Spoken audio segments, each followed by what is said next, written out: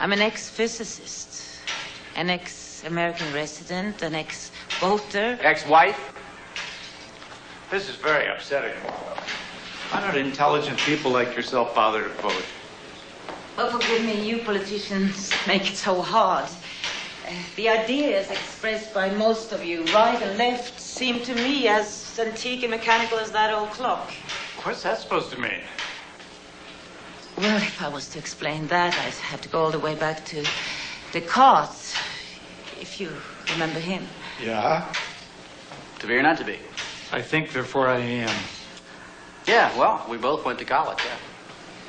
Well, Descartes was the primary architect of the view that sees the world as a clock. A mechanistic view that still dominates most of the world today, and it seems to me, especially you politicians. Mechanistic. Is that a real word? Mechanistic, mechanical, mechanics? Yeah, it's a good word. Mechanistic, as if nature functions like a clock. You take it apart, reduce it to a number of small, simple pieces, easy to understand, analyze them, put them all back together again, and then you understand the whole. Isn't that what's known as scientific thinking, Miss Hoffman? Really? What you call the mechanistic view, isn't that what the scientific method's all about? Is it? Well, I don't think so, but I'd like to kind of hear from the physicist, Jack. All right, I'm sorry. Please continue. Well, you're right in a way, Mr. Jack. Call me Jack. Okay, Jack, you are right in a sense. But it wasn't always so, not before Descartes.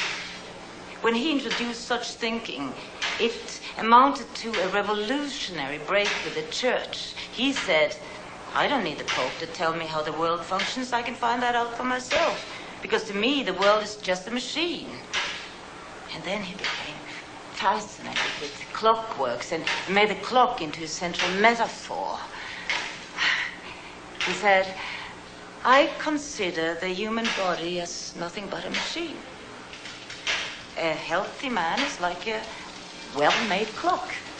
A sick man is like an ill-made clock. Well, the metaphor seems a little clumsy now, but it works, didn't it?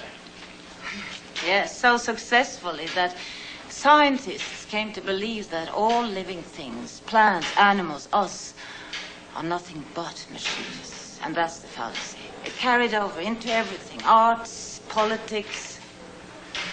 I don't know. It seems to me that most people don't even remember who Descartes was. I'm sorry. I guess I just don't follow you. But he'd like to.